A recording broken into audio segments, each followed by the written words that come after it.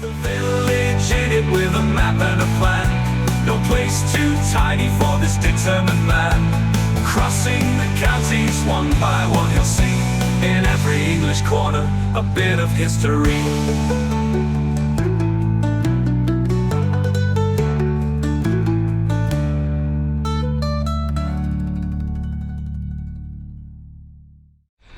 Welcome back to Harrogate again, everybody. First time for me in this district this side of Christmas.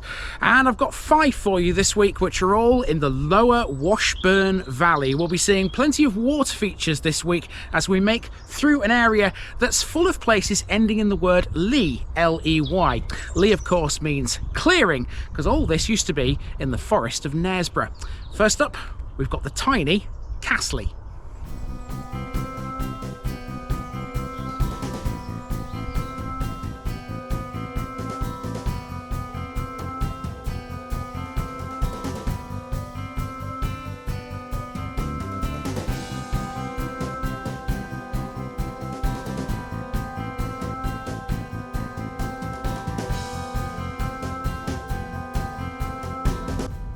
Castley, heap or castle clearing. Hello folks, welcome back to Harrogate for another run. This week we're between Harrogate and Leeds in a very sparsely populated area just to the north of Otley. In this run we're going to be covering a series of villages and hamlets which all end in the suffix Lea. Now, as we know from many a previous episode, Lea means clearing, and all of these would have at one time been clearings in a massive forest. Some remnants of that forest still remain, but these days they're a bit few and far between. That said, the area remains pretty leafy. Kicking things off, we've got Castley. Castley is a tiny hamlet that sits on a bend in the River Wharfe, some 10 miles north of the centre of Leeds. It's one of the smallest in the former Harrogate district, and it has a population to match. Although its name officially means heap clearing, others reckon it's more likely to be castle clearing, in reference to a nearby fort of some kind. With no obvious earthwork remains of a castle in the parish, this could well have been Harewood or Dunkeswick, both of which are nearby. The greater part of Arthington Viaduct, which carries the Leeds to Harrogate railway line across the Wharfe Valley, stands within the parish, although it's not really visible from Castley itself unless you know where to go. Castley has no amenities. There's no shop, no school, and not even a church here. The majority of the village lies on one road, bending as it does in a U-shape just north of the railway line. There ain't much here, and there's even less in terms of records about it. Let's go and see what there is though. This is Castley Village. It's a former township of the ancient parish of Leithley.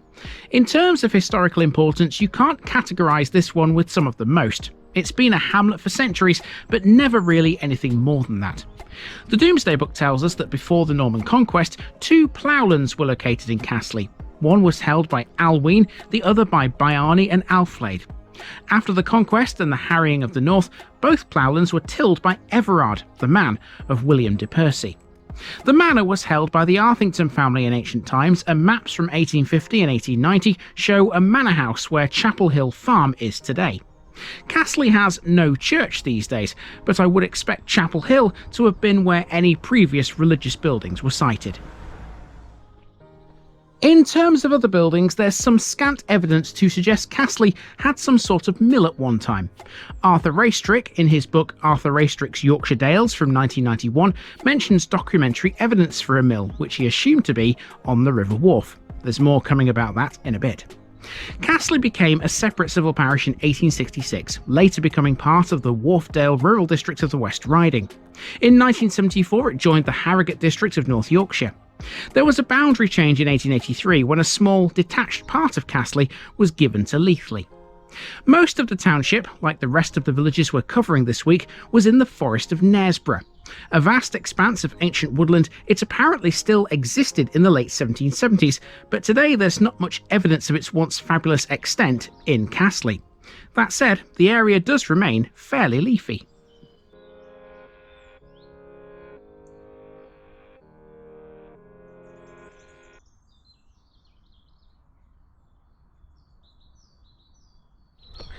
Certainly an unmistakable landmark here in Castley is this fantastic railway arch, but of course this isn't the only thing here that's railway related. You can see Arthington Viaduct from Castley as well.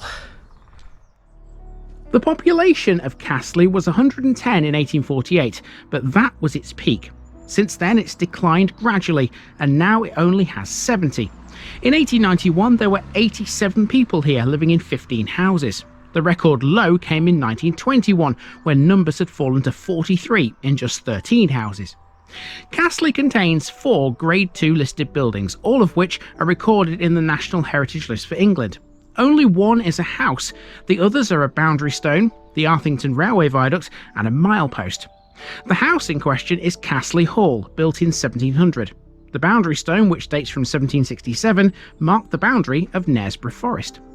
Of course, we already know a lot about the viaduct. It was built in 1849 to carry the Leeds to Thirsk Railway over the River Wharfe. I covered it in depth in the Arthington episode when we were in Leeds, and that video is linked in today's end screen. It's made of sandstone, has a gentle curved line, and has 21 semicircular arches.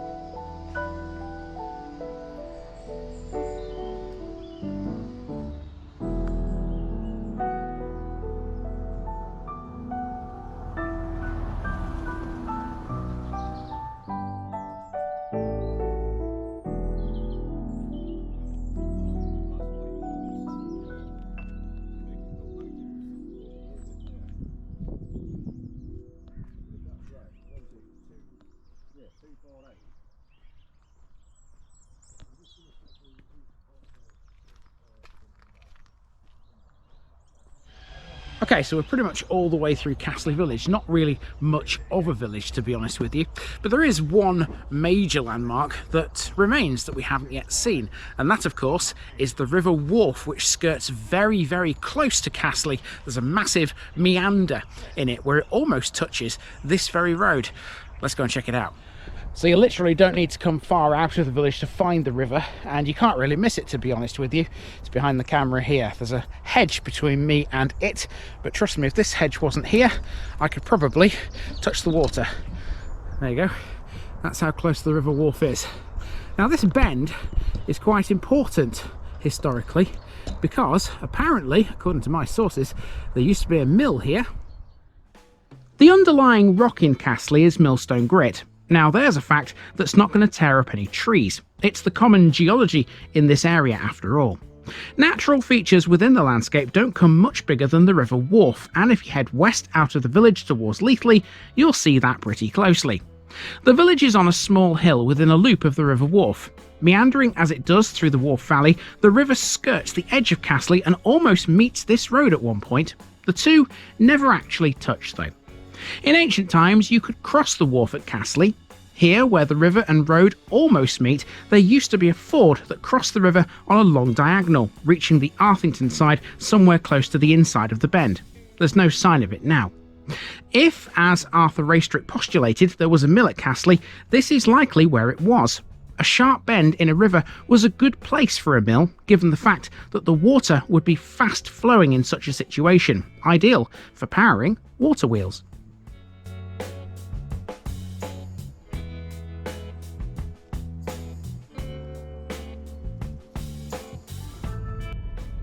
And that's it for Castley, a really small one and honestly not much to get stuck into. Tomorrow though, we're going to the next level. Sticking within the ancient Knaresborough Forest, the next lee or clearing will have us talking more about the trees which once covered this patch, as well as a pub, a church, a village hall and an old chapel. See you there tomorrow.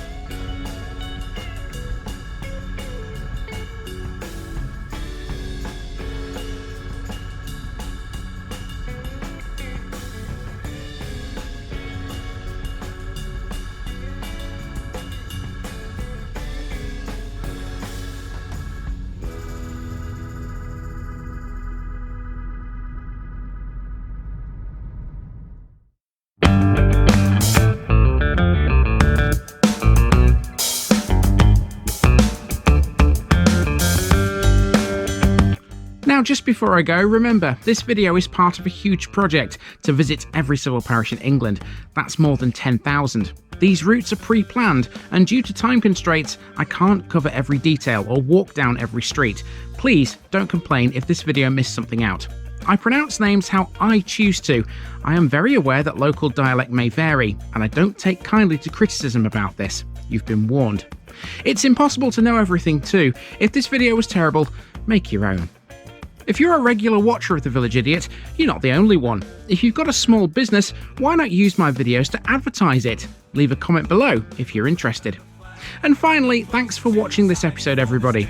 Give us a like and a subscribe if you've enjoyed this episode, and share it with your friends and relatives. It all helps to keep this mission going. Until next time, I've been Andy, also known as The Village Idiot, and I'm out.